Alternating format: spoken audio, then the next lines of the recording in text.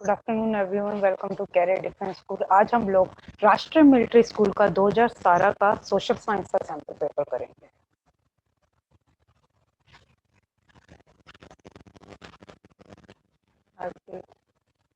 तरीका भी आपको बिल्कुल नया मिलेगा, डिफरेंट मिलेगा, नया मिलेगा।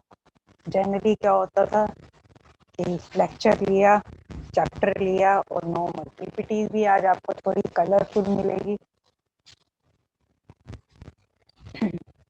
First question is, a calligraphist is one who's write important notes in the king's court, specialize in the art of beautiful writing, write personal diaries, या फिर paint on the walls. The correct answer for this question is that is option B, specialize in the art of beautiful writing. जो आपने देखा होगा कि नेक पे भी जो कैलीग्राफी होती है that is famous for writing. आप जैसे कि इस पिक्चर में देख सकते हो कि डिफरेंट डिफरेंट जो है वर्ड्स जो हैं मोल्ड करके बनाए गए हैं। So it is basically a way of writing in a beautiful way. Clear? This is called calligraphist. Next आता है लॉर्ड कॉर्नवालिस। वेरी इंपॉर्टेंट, बहुत कॉम्पिटिटिव एग्जाम्स में ये क्वेश्चन पूछा गया। Lord Cornwallis introduce which system? Rayotwadi, permanent, Mahalwadi or Minch? So the correct answer for this is that is option B, permanent settlement. क्या कोई बच्चा बता सकता है कि परमानेंट सेटलमेंट को दूसरे शब्दों में क्या कहा जा सकता है? Permanent settlement will be called as, yes Tanishka. Ma'am जिम्मेदारी system. yes yes Abhijit. Ma'am जिम्मेदारी सिस्टम सेम था ma'am. Yes. Permanent settlement act किसने? लॉर्ड कॉर्नवालिस ने 1785 से 1793 यानी कि 1793 में स्टार्ट करा था। कहाँ पर? बंगाल में करा था। अब मैं आपको बताती हूँ कि जमींदारी सिस्टम जो होता है क्या होता है कि जहाँ पर जो है टैक्स जो है एक जमींदार को अपॉइंट कर दिया जाता है ब्रिटिशर्स द्वारा, और उसे बोला जाता है कि आपने पूरे के पूरे गांव वालों का जो है टैक्स जो है कलेक्ट करना है। Clear? This is called your permanent settlement, or you can say zamindari, one and the same thing. अब आता है एक्स्ट्रा रियट पारी सिस्टम कौन सा होता है? आपका जो रियट पारी सिस्टम होता है जहाँ पर जो है ब्रिटिशर्स जो हैं डायरेक्टली जो है टैक्स कलेक्ट करते हैं। कहाँ? किससे? फार्मर से। Direct tax collection from farmers.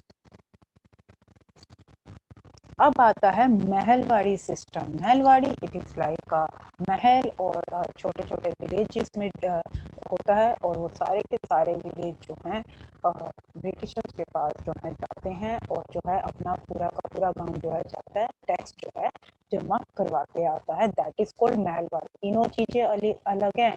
जमींदार में क्या होता है?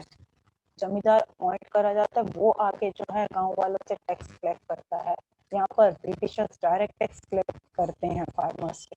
महलवाड़ी में पूरा का पूरा गांव जाता है अपना टैक्स जो है जमा करवाने। नीज नीज इट इज एन कल्टीवेशन। ये एक इंडिगो की कल्टीवेशन है, नील की खेती। क्लियर? एक्स्ट्रा पॉइंट्स भी हमारे जो है यहाँ पर जो है डन हो गए। Moving on to next, who led the revolt? Very important chapter.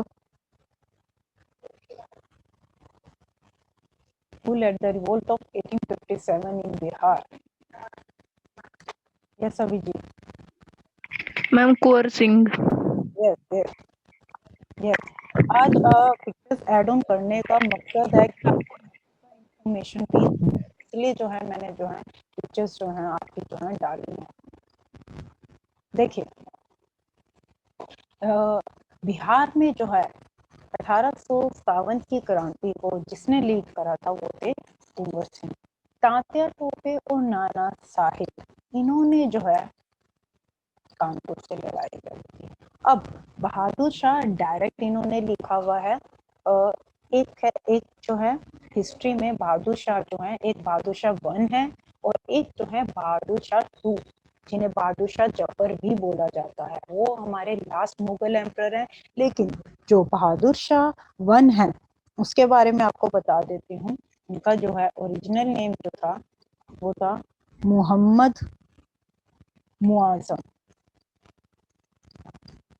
This was his original name. और ये जो थे बहादुर शाह 1 थे, ये 7th मुगल एम्परर। और इनका जो टाइम पीरियड था दैट वाज बिटवीन 1707 से लेकर 1712 तक जो है इन्होंने जो है शासन करा है, रूल करा है। अब है कुछ और भी थोड़ी एक्स्ट्रा सेंटर्स लिए हुए हैं, लीडर्स लिए हुए हैं और ब्रिटिश सप्रेसर जिन्होंने दबा दिया था इनका ये जो नीचे ये जो है रिवोल्ट ऑफ 1857 की कुछ पिक्स ली हैं। यहाँ आ जाओ ऊपर दिल्ली। दिल्ली में जो लड़े थे वो बहादुर शाह 2, जिसकी मैं बात कर रही थी।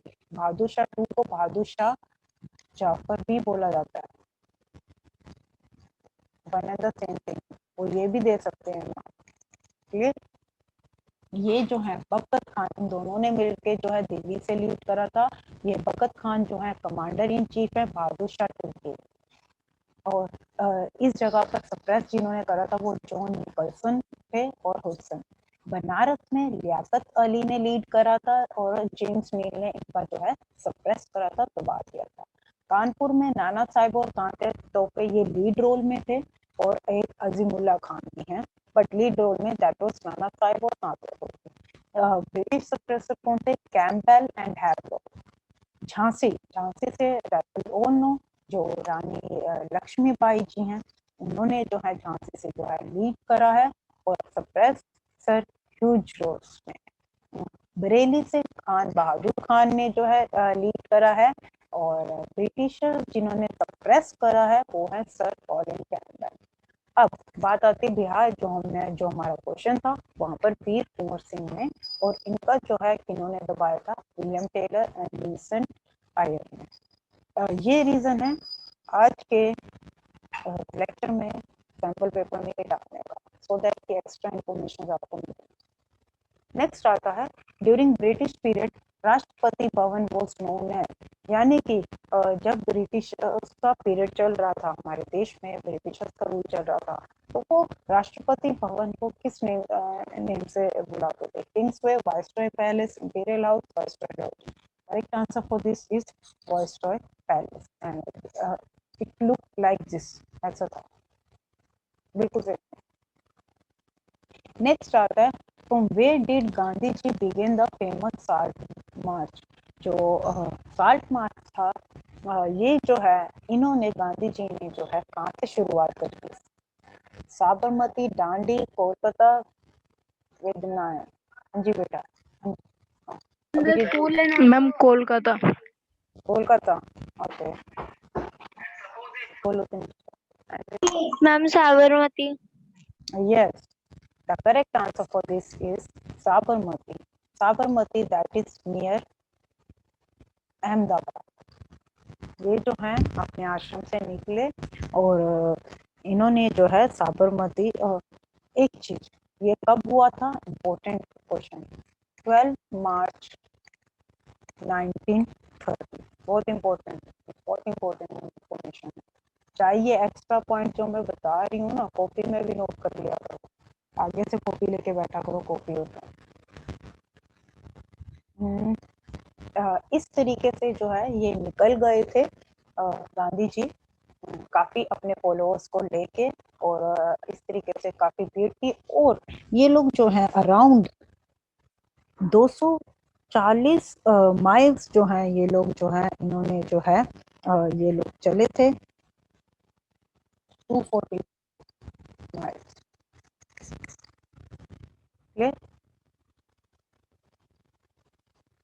नेक्स्ट आता है अ सॉवरेन स्टेट मींस। बताओ जरा, ये तो बेटा इंडियन पॉलिटी में करा रखा है आपको, प्रियम्बल जब करवाता, guiding values of Indian constitution. कोई बचा? Practice any religion, head of the state is elected, equal opportunity for every citizen, free from any internal and external interference. क्या आंसर होना चाहिए?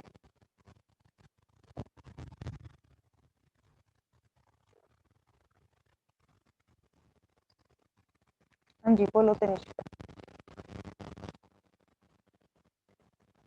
Ma'am option number D. Yes, the correct answer for this is free from any internal and external interference. यहाँ पर क्या है, sovereign का meaning मैंने बताया था कि people have supreme right to make decision on internal as well as external matters. No external power can dictate our government. Simple. कोई भी एक्सटर्नल पावर आके हमें ज्ञान नहीं बांट सकती कि आप ऐसे करो वैसे. Clear? So this is in this picture you can see दो स्टेट सॉवरेन स्टेट के फ्लैग्स हैं. इंडिया का भी है. क्लियर? अंटार्कटिका भी है, जो और भी जितनी कंट्रीज हैं उन सबके जो है फ्लैग्स है. नेक्स्ट आता है the Protection of Women from Domestic Violence Act came into effect in और 2006, 2004, 2005 और 2008. Yes yes finish. Ma'am option number C. It is also written on the screen. Very anyhow, the Protection of Women from Domestic Violence Act 2005. एक चीज बताती हूँ कि 13 सितंबर 2005 में जो है ये जो है डोमेस्टिक वायलेंस एक्ट जो है 2005 जो है शुरू करा था. मतलब इसके रिगार्डिंग बात रखी गई थी कि हमने जो है वुमेन को जो है प्रोटेक्ट करना है. बट एक्चुअल में जो ये जो है कमेंस कब हुआ था? इट वाज ऑन 26 अक्टूबर 2006 को जो है ये कमेंस हुआ था, स्टार्ट हुआ था. क्लियर? यानी कि घरेलू जो है हिंसा नहीं करी जाएगी वुमेन के खिलाफ, उसके लिए जो है ये एक्ट जो है लेके आया. नेक्स्ट आता है who guarantees the right to education for all the children between the age of 6 to 14 years.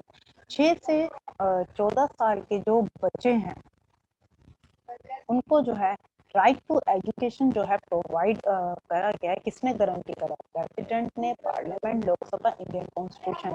Fundamental rights में बड़े अच्छे से ये चीज मैंने करा. बहुत अच्छे, बहुत बहुत. क्या आएगा इसका आंसर? एनीवन?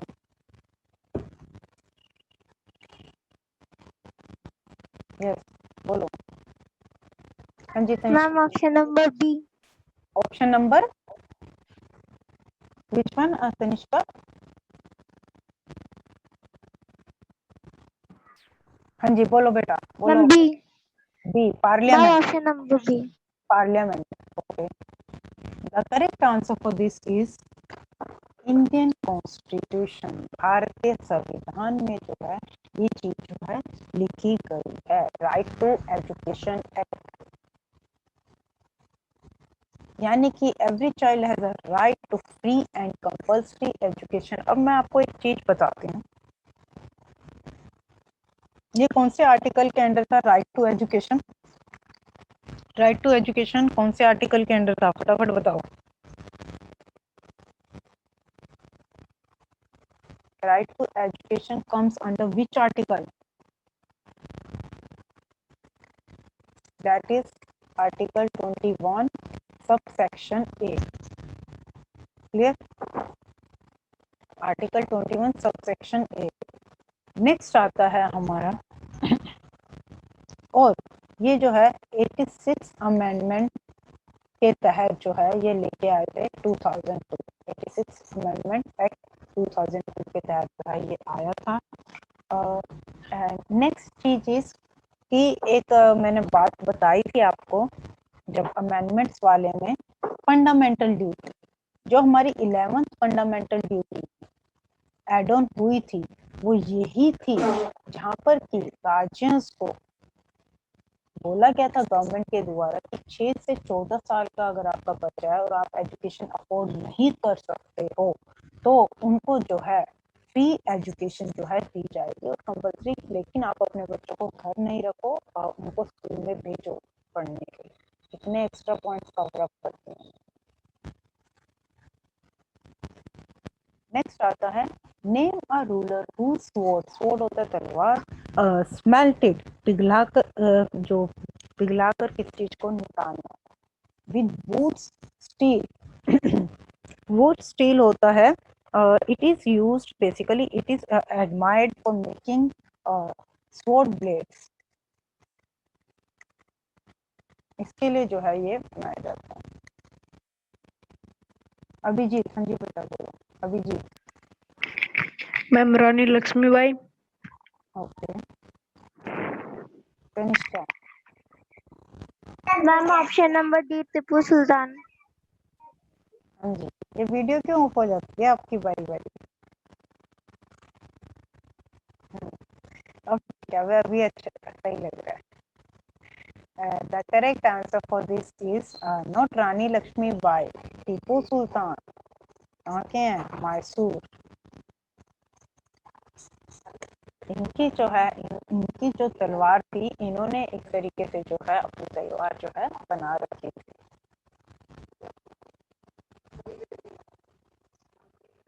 नेक्स्ट आता है Rani Chennamma is associated with Coonoor, Chittoor, Hyderabad और Cochin. The correct answer for this is Rani Chennamma जो है चित्तूर से बिलोंग करती थी। यहाँ की ये चित्तूर की जो है किंग थी और एक प्रिंसली स्टेट था ये। प्रिंसली स्टेट पता है ना, राजा रानी या राजा महाराजाओं का। प्रिंसली स्टेट कहाँ पर? चित्तूर इन कर्नाटका, कर्नाटका में।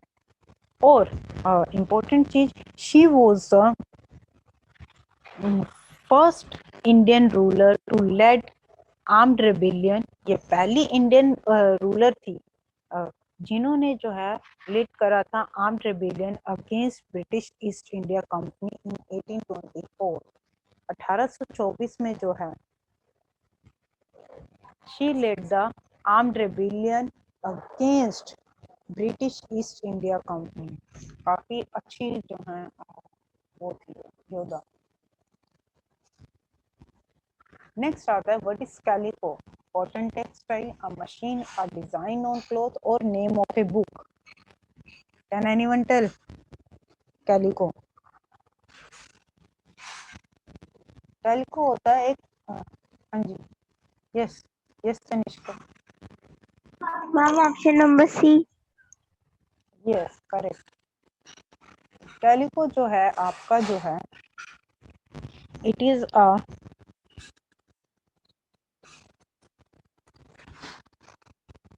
प्लेन वूवन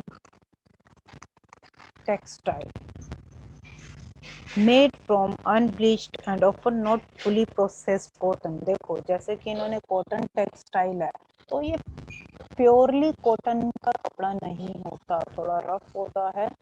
और उसके ऊपर जो है बुना हुआ, प्लेन वूवन टेक्सटाइल मीन्स बुना हुआ कपड़ा, क्लियर, जिसके ऊपर आप देख सकते हैं प्लेन के ऊपर जो है एम्ब्रॉयडरी जो है कर रखी है और जो है बुना हुआ है। It is a design on cloth.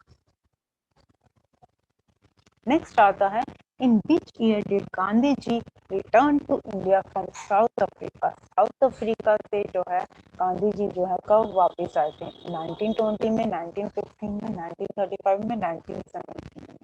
Correct ma'am B.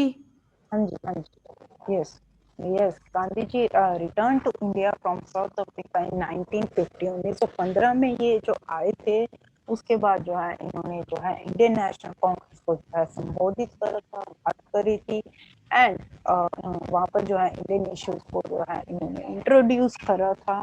Politically इन्होंने कुछ बातें करी थी। और एक चीज और मैं बताती हूँ, जब ये आए थे साउथ अफ्रीका से लौट के इंडिया, तो ये जो है इनके गुरु होते हैं, गुरु हैं ओल्ड पॉलिटिकल गुरु गोपाल कृष्ण गोखले, ये सबको पता होगा, वेरी फेमस पॉलिटिकल गुरु गोपाल कृष्ण गोखले। इनके पास ये गए तो इन्होंने जो है गांधी जी को बोला कि आप सबसे पहले इम्पोर्टेंट है कि पूरे देश का एक चक्कर लगाओ, मतलब देश में आप विजिट करो, अलग अलग जगहों पे जाओ और वहां जाके जो है आप चीजें जो है देखो कि देश की क्या समस्या है, क्योंकि गांधी जी जो है बाहर ही रहे थे, क्लियर।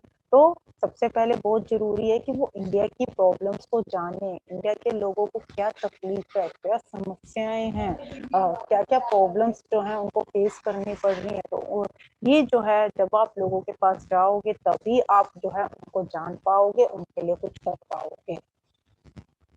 तो फिर उसके बाद जो है फिर लेटर ऑन धीरे धीरे जो है गांधी जी ने जो है बहुत सी चीजें जो है इनके लिए जो है करनी शुरू कर दी थी, जैसे कि साल्ट सत्याग्रह, देन खेड़ा सत्याग्रह, चंपारण सत्याग्रह, वो अहमदाबाद मिल वाला जो था, वर्कर्स के लिए खड़े रहे थे, बोनस के लिए, प्लेग बोनस आपने हिस्ट्री में करा होगा। अब आता है what are shafts, wooden bridges, rooftops, canoes, डिपोस।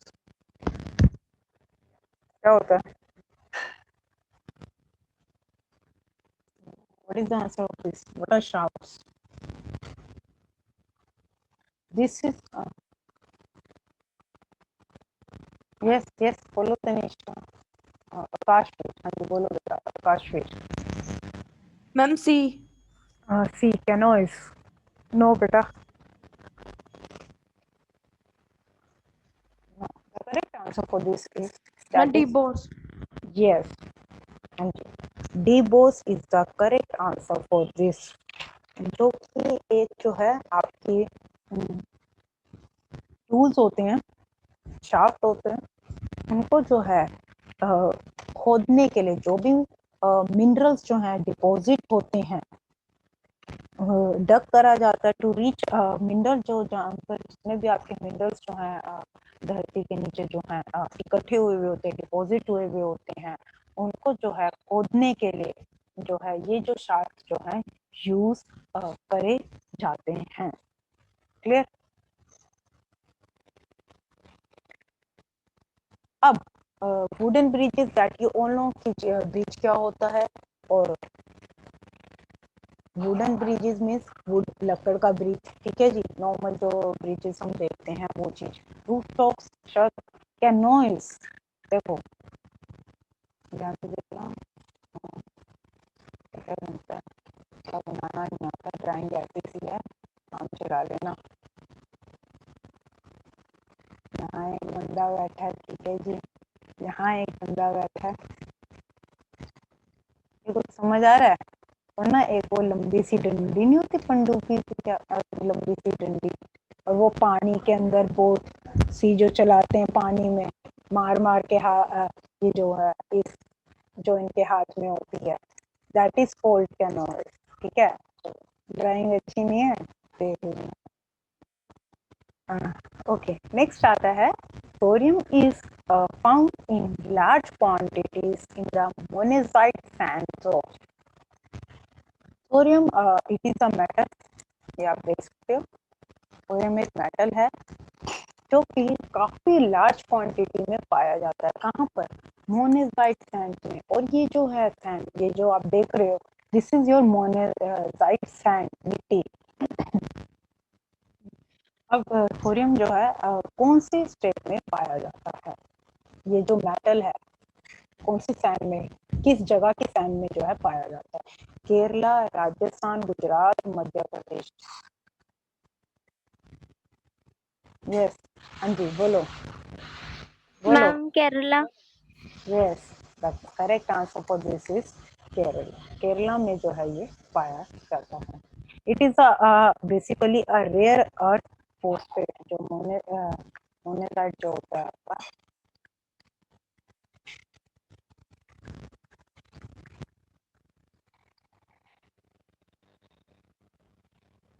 Next आता है which of the following refers to more than one level of government. आप आंसर दोगे, ये करा कितनी चीजें सारी में।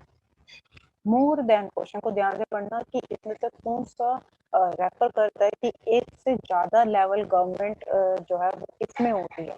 सेपरेशन ऑफ पावर्स में, सॉवरेनिटी में, फेडरलिज्म में, डेमोक्रेसी में, किसमें।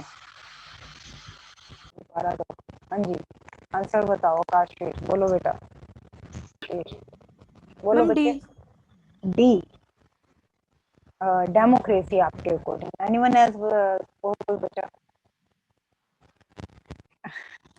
हाँ जी तनिष्का, बोलो बोलो बच्चे। Ma'am option number C.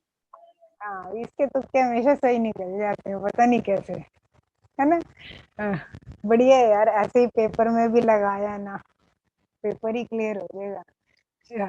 The correct answer is federalism. देखो बेटा, अब यहाँ पर मैं आपको लॉजिकली, अगर नहीं भी आंसर आता था तो भी हम आंसर लगा सकते थे। कैसे, देखो यहाँ पर बात करी गई है मोर than one level of government, एक से ज्यादा लेवल जो है गवर्नमेंट का। मैंने अभी फेडरल सिस्टम जब आपको बताया था कि सोर्सेज ऑफ इंडियन कॉन्स्टिट्यूशन में गवर्नमेंट ऑफ इंडिया एक्ट 1935 से फेडरल सिस्टम दिया था, जहां पर की पावर्स की डिस्ट्रीब्यूशन करी गई थी किन किन के बीच में, सेंटर, स्टेट और विलेजेस। तो एक से ज्यादा लेवल हो गया ना गवर्नमेंट का। सेंट्रल गवर्नमेंट सेंटर में काम कर रही है, स्टेट स्टेट में काम कर रही है, विलेजेस में हमारी panchayat, it is more than one हो गया ना। क्लियर हुआ। दूसरा आता है सॉवरेनिटी। क्या होता है सॉवरेनिटी बच्चे, सोवरेन क्या होता है, ये आपको प्रेम्बल में भी करवाया था मैंने। What is sovereign.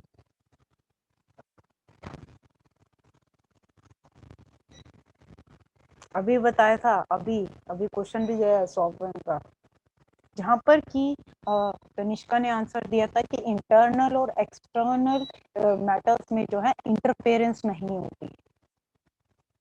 सॉवरेन वही बताया था ना सॉवरेनिटी, जहां people have supreme right to make decisions, जहां पर लोगों को सुप्रीम राइट होता है कि वो खुद के डिसीजंस ले सकते हैं। इंटरनल और एक्सटर्नल मैटर्स में कोई भी हमारी गवर्नमेंट को कोई भी डिक्टेट नहीं कर सकता है कि आप ये डिसीजन लो, वो डिसीजन लो एक्सटर्नली बाहर से। Democracy, that we all know, that is जनतंत्र, जहाँ पर कि it is a form of government, जहाँ हमारे देश में जो है लोग जो हैं people enjoy equal politically rights, equal political rights जो हैं इंजॉय करते हैं। अपने रूलर्स को जो है इलेक्ट करा जाता है और होल्ड देम अकाउंटेबल, यानी कि hold them accountable means answerable भी होते हैं। अगर इन केस वो कुछ गलत करते हैं तो उसके लिए they are answerable also. Extra point cover up हो गए हैं। Moving on to next question, how many members are nominated to Rajya Sabha by the president. President के द्वारा जो है, अगेन इंडियन पॉलिटी का, अब आप देख रहे हो ना जो मैं चीजें पढ़ा रही हूँ उसी में से ही पेपर के देखो कितने क्वेश्चंस निकल के आ गए हैं। ये निखिल बच्चा, हाँ जी बेटा बोलो निखिल। मैम 12। हाँ जी बेटा, ये 12। ध्रुव बेटा, ये यहाँ तक ये 1 से 12 तो नहीं दिख रहा कहीं है।